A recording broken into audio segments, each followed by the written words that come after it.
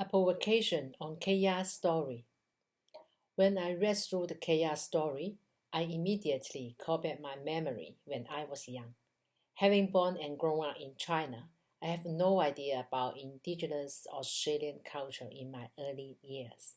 But we Chinese do have the same tradition of telling stories. We have lots of oral histories, myths, and folk tales. This is, I think, the cultures worldwide is so similar as they also use music and they use stories to pass down knowledge generation by generation.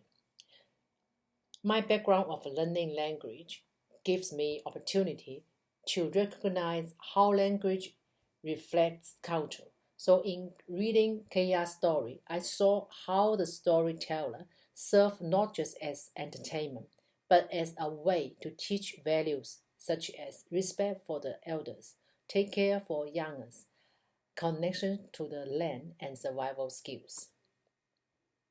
I don't think I have common background with the author, but I can still figure out some connections.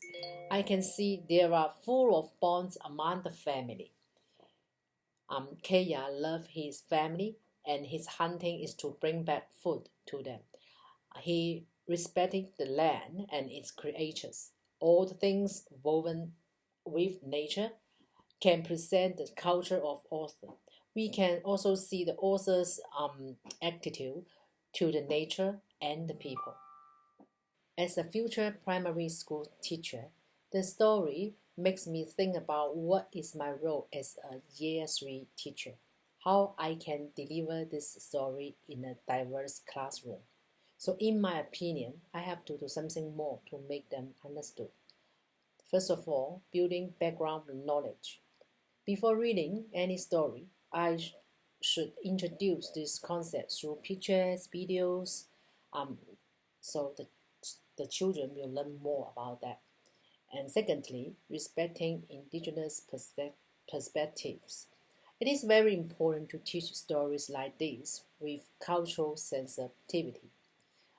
I would ensure that students understand this is a story from Aboriginal and Torres Strait Islander peoples.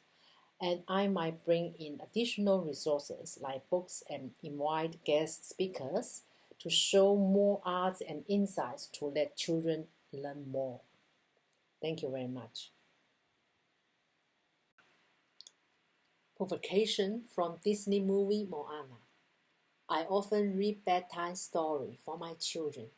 They were all excited and myself also impressed by some stories. One of my favorite story is Moana, and this is actually a movie collection story from Disney. Moana is a brave girl who destined to follow in her father's footsteps and take over the leader of Motunui Island one day. But when danger threatens her island, she sets sail on an adventure to save her people. The story presents a world that deeply connected with Polynesian mythology, history, culture, and which I believe the core is the nature and environment where they link their life with. It imagines the Pacific Ocean is full of power, adventure, mysterious, danger, and also hope for life. For people who live around in the island, their mother is the sea and island. They, they believe nature gives them lives, provides them food and everything they need for life. They respect the nature so much, long time ago started from their ancestor and passed on this tradition from generation to generation. And when threats were coming, Moana took the responsibility as she believed she was the one who has been chosen from the Mother Nature. The story emphasizes ancestral knowledge, bravery, and self-discovery, showing how traditions and personal dreams can coexist. And this is what I believe the story Moana would like to tell us. The author and creator of the Moana, I think, is a fan of Polynesian culture. He must have done an intensive research into it. Polynesian culture is a vibrant culture.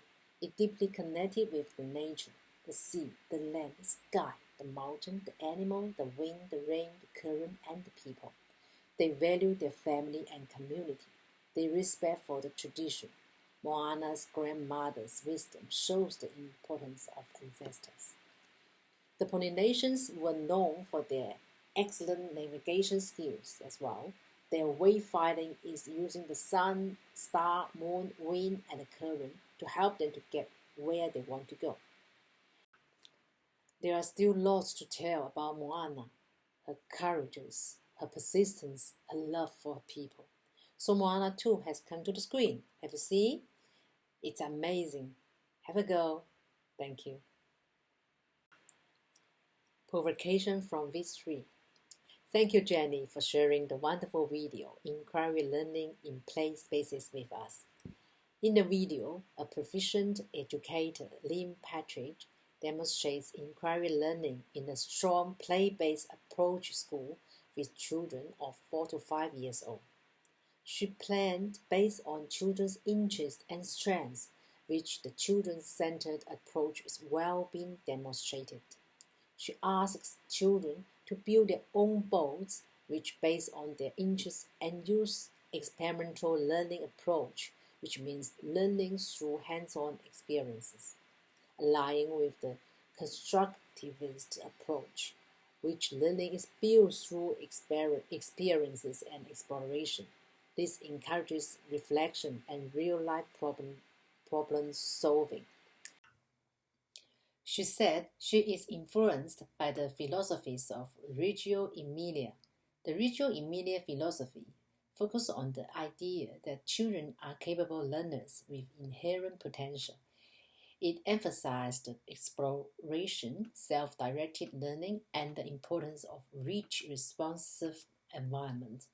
He believed children are active participants in their own learning, not just passive listener and receiver of knowledge. So Lin planned and set up tables really intentionally based on developmental areas where children can choose to play it with. And this inspires curiosity, creativity, and collaboration as well. This is really a good example for me to learn. It enlightens me about the authentic learning happening in the classroom and even in the real world. Going back to my school days, we sat in the classroom, perfectly lined up, back straight, eyes fixed on the blackboard, listening to the teacher. We were just receiving the information passively. In the opposite, children in the video are independent. They are curious, they are creative and capable. They lead their own learning through exploration, so they can learn faster, learn better, and learn more. Thank you. Provocation Week 4. Now we are 6. It is a fun and interesting poem. It shows phonic knowledge which we can show to primary students. There are various of phonic elements such as digraphs, consonant blends, rhyme patterns, and interesting sounds as well that support early reading and pronunciation skills. Let's look at some of the elements. Consonant digraphs.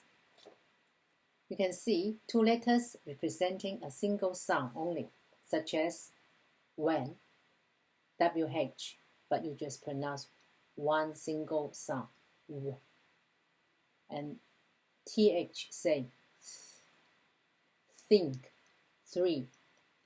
And CH, ch, much. Consonant blends. These are more than one of consonants where each letter remains its sound, such as clever, CL, TH, R, so 3, and just, ST, st. Here comes the rhyming words. Begun, 1, me, 3, more, 4, alive, 5, clever ever. So it makes the poem interesting. And I believe sometimes these sounds may not easy for children. Yes. So we need to practice more. These phonic elements makes the poem an excellent resource for teaching young children in a fun and engaging way. To engage students involved actively into the learning of phonics in the poem, as a teacher, I would like to use some strategies. For example, doing some activity like hunting the rhyme, hand out papers to students, ask them to find rhyming words in the poem. They will then come up with their own rhyming pairs and let them do it in a group and they can discuss. Group discussion can encourage students' participation and deepen their understanding of phonics. We can also create some flashcards in advance with different digraphs, consonant blends, distorts, and ask students to match these sounds to the words they can find from the poem, and also think of other words they know with the same sounds. And this can help and support children's understanding of phonics. Singing songs are also very helpful, especially for new learners. By using these strategies, students can develop their phonic knowledge in a very meaningful way while enjoying the rhyme and fun of the poetry. Thank you. Provocation for week 5. Literacy in my generation was all about reading, writing, listening, and speaking.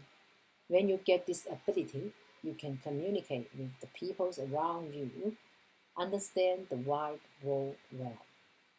But world is constantly changing, and the technology improvements are shaping our literacy in a new way. Literacy in 21st century today is not only about reading and writing. It's more about people interact with others in local or global, creating meaning using technology such as phone, social media, and in an online environment. Let's have a look on my photo story. When you see the first picture, it is downloaded from a social media's album, and you can see under the sea that word there, and a very nice photo showing the amazing moment of my son and his girlfriend. My son sharing his excitement by using the photo in his social media platform. He was expressing himself not only using word, but also use photo, online social media to interact with his mates. All he is doing involves the digital devices, tools, and online environment. And in fact, we often do similar things. Like you send a message to confirm a meeting with your client, you post a lovely picture with your friend on Moment in WeChat, you comment a post in Instagram, and come back to my photo story. You can see how bad my technique about making a photo. A nice photo presents the best feature of the object. It can tell story. It adds value to the object itself. It is an art. But for me, even I've tried many times, I still can't make a good photo. I never know how to find a right angle, how to manage the lights, how to use the background and the foreground. It makes me a bit nervous as a teacher in the contemporary class. It's not far away in the future. I bet it is very important to master the skill of photograph, the skill of using tools to create videos, and to be like proficiency in social media. Yeah, thank you.